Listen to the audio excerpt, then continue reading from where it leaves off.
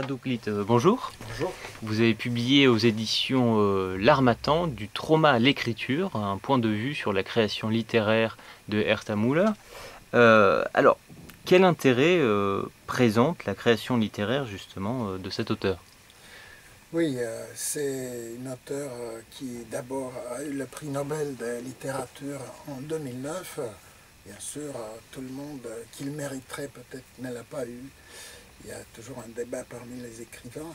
Mais moi, je trouve que parmi ce qu'on a pu écrire sur notamment le monde totalitaire, la littérature des camps, parce qu'elle a donné des récits concernant ces situations, je pense qu'elle se distingue de façon très très claire, notamment par un style à la fois très pertinent, très poétique, et également par une sorte de flou dans la définition des situations. Et donc, quand je dis ça, je pense à des auteurs fameux donc comme Solzhenitsyn ou pour le registre nazi Imre Kertész, le hongrois. Également des prix Nobel, mais bon, on peut penser à Primo Levi du côté nazi, on peut penser également à Vassili Bukovski du côté soviétique, et donc qui sont certes des gens qui ont pu présenter des narrations concernant ce monde, ces deux mondes, qui gardent bien sûr des distinctions, malgré certaines ressemblances, mais à mon avis, elle vient avec un style défini souvent comme poétique et qui se remarque aussi par des phrases, par exemple, qui n'ont pas de verbe. Et donc, il y a toutes sortes de détails. Moi, je ne suis pas littéraire, donc ma perspective est notamment psychanalytique et sociale. Mais disons que le lecteur pourra trouver des exemples, des illustrations qui, peut-être, pourront être une invitation à lire directement Herta Müller. Alors, comment le trauma se présente-t-il dans ces livres justement? Il y a tout à fait beaucoup de visages du trauma qui sont également à découvrir.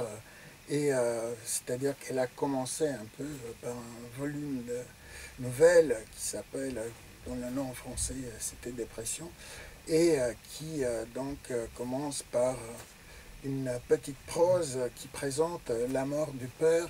Ça serait celui de l'auteur, ça serait autre chose, et puis un récit, donc la nouvelle la plus longue, où il est question d'une jeune fille, jeune enfant qui devient pubère et donc qui est confrontée plutôt et qui présente davantage la mort de certains animaux. Et donc il y a plutôt des formes symboliques de trauma à travers donc le sacrifice des animaux. Et puis dans d'autres ouvrages, dans d'autres romans, elle décrit le harcèlement de certains personnages par la police secrète. Et le dernier roman important, donc avant le prix Nobel, qui aurait contribué largement à son attribution et qui s'appelle La bascule du souffle, présente la vie dans un camp de travail soviétique d'un jeune allemand donc, qui a été déporté là-bas et où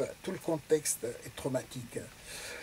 Et on a du mal souvent à faire la part des choses, qu'est-ce qui est personnel, qu'est-ce qui est collectif.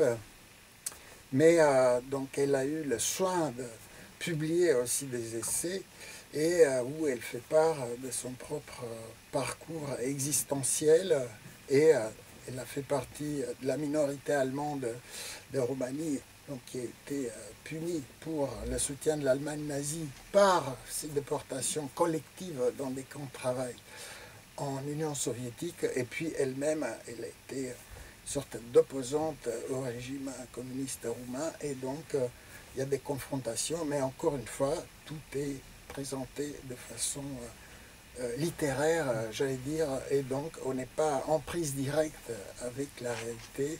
Donc il y a une distance comme ça qui fait que finalement tout n'est pas si facile à comprendre et même la lecture est un peu difficile. Alors, qu'est-ce que l'écriture peut faire par rapport au trauma? Et il y a bien sûr une facilité de montrer l'importance de l'écriture chez quelqu'un qui a eu le prix Nobel de littérature. Et dans cet exercice d'après coup, hein, donc de faire un lien entre, on va dire, pas sa performance, hein, parce que bien sûr, il faut avoir le don, mais il y a toujours un parallélisme entre les choses qu'il a pu subir et donc sa production littéraire. Et apparemment, donc le volume de début a été le résultat d'une réflexion après deux chocs personnels, celui de la mort du père et celui de du licenciement de son travail en Roumanie. Et donc c'est comme ça qu'elle a commencé à écrire. Donc il y a là-dessus d'emblée le désir, on va dire, de dépasser deux traumas en l'occurrence, et puis petit à petit, bien sûr qu'elle a continué à avoir des difficultés avec le régime communiste roumain, et donc a déployé sa façon d'écrire. Bien sûr qu'il y a le talent, et il n'y a pas du tout dans mon projet l'idée de proposer, on va dire, une sorte de thérapie du trauma par l'écriture, mais disons qu'il y a quand même des choses intéressantes plutôt dans les détails, c'est-à-dire que la façon d'écrire permet quand même que certains aspects du trauma soient mieux élaborés et finalement dépassés, et bien sûr que chez quelqu'un qui a la notoriété, peut-être tout ça est facilité. Merci.